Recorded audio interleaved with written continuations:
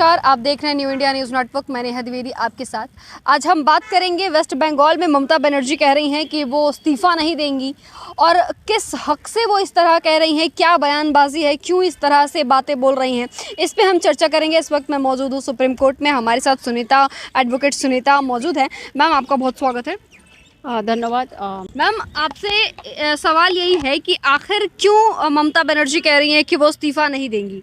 आखिर क्या राइट बनता है? क्या ऐसा कोई राइट है कि बहुत ज़्यादा उनको पूरी तरह से बहुमत मिला भी नहीं है, बावजूद इसके 88 सीट आए हैं, लेकिन इसके बाद भी कह रही हैं मुझे हराया गया है, मैं हारी नहीं हूँ? ये तो बहुत दुर्भाग्य है। एक्चुअली हम लोग बोलते हैं दुर्भाग्य, लेकिन उसका दिमाग में कुछ और चल रहा है, जिसके कारण से वो उन्होंने बार बार ये बात बोल रहे हैं कि हम हारे नहीं हैं और मैं इस्तीफा नहीं दूंगी। आप पहले वो देखो कि वो क्यों बोल रही है। ये बहुत इंपॉर्टेंट है, सिर्फ बंगाल की जनता के लिए नहीं, पूरा भारतवासी के लिए बहुत ही इंपॉर्टेंट बात है। वो क्या बंगाल को भारत का एक प्रांत मानते हैं, एक राज्य मानते हैं, ना कि वो पश्चिम बंगाल को एक अलग बंगाल में एक देश मानते हैं।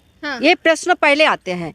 अगर वो देश मानते हैं, जिसके कारण उन्होंने ये बात बोल रहे हैं बार बार करके कि हम हार नहीं मानूंगी, क्यों नहीं मानेंगी? जो संविधान को मानते हैं भारत का, तो संविधान का हर रूल को उसको मानना होगा। वो 2001 में काफी सारे वोटों से जीत के आई थी, उसको सारे जनता ने स्वागत किए थे और वोट से वो जीती थी।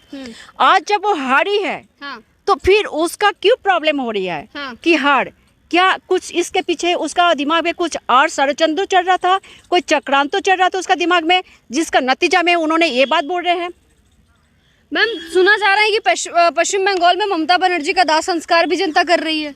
हाँ, कर चुकी है जिस दिन, क्योंकि जनता को वहाँ पे ये जो अभी चिल्लाया जा रहा है ना कि प्रजातंत्र की हत्या हो रही है, वहाँ पे सेंट्रल मिनिस्टर सारे आके, प्राइम मिनिस्टर, होम मिनिस्टर, निर्वाचन कमिश्नर से लेके ईडी, सीबीआई सब बंगाल में बैठा, और फिर उसका चलते सबसे ज़्यादा वो जिम्मेदारी मानता है निर्वाचन कमिश्नर को कि इसके कारण, उसके धांधली के कारण कि सबसे ज़्यादा बंगाल में हार हुई ममता टीएमसी पार्टी का। आखिर क्यों?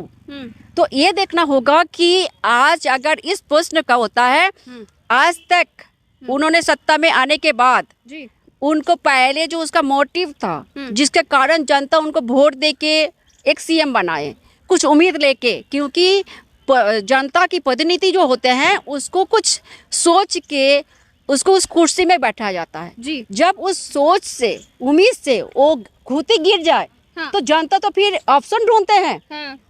ये नेचुरली है। लेकिन जब उन्होंने सत्ता में आई और उसके बाद उसका दिमाग में जो सत्ता के कुर्सी में मरते दम तक रहने के लिए जो एक है जीत है, और ये जीत का अरे रास्ता उन्होंने गलत अपना लिया। कौन सी गलत? उन्होंने भारतवासी का या वेस्ट बंगाल का लोगों के बारे में नहीं सोच के घुसपैठियों की वोटों से उन्होंने राजनीति करना शुरू कर दिए। उनका वोटों का सिस्टम क्या रही है कि हम जो वहाँ के लोकल आदमी है, जो वोटर है, वोटर को जरूरत नहीं है, मुझे सिर्फ घुसपैठी का वोट से हम जीतते रहेंगे और अपना कुर्सी को बचाते रहेंगे। ये जो उसका मोटिव है, उसी के कारण जनता कितना विक्षोभ उसके ऊपर दिखाया, कितना गुस्सा था कि प्रजातंत्र की गला घोट दिया जा रहे थे, क्योंकि हमें वोट देने की अधिकार संविधान हमें पहले देता है अधिकार। उस अधिकार से उसको, जनता को वंचित किया जा रहा था। हर घर में जाके ये बोला जाता था कि कोई बूथ केंद्र में नहीं जाएगा, वोट नहीं डालेगा।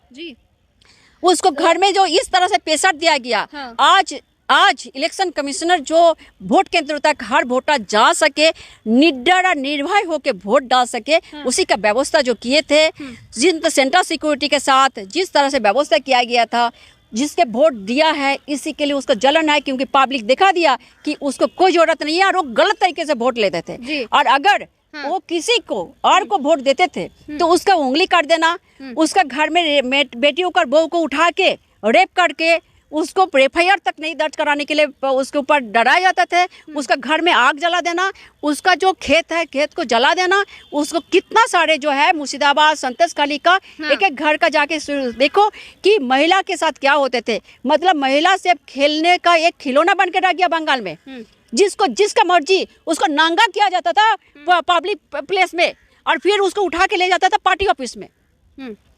उस लड़कियों का, उस औरत को जाके सुनो कि उसका आकर उसका दुख आज तक किसने सुना?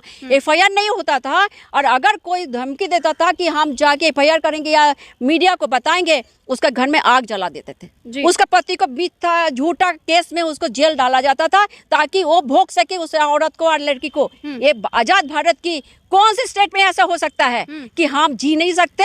जिस देश में और जिस देश का एक मुख्यमंत्री एक महिला हो, उसका मोटिव क्या है? वो क्या हमारा भारत की एक नारी है ना एक सीएम है? जी।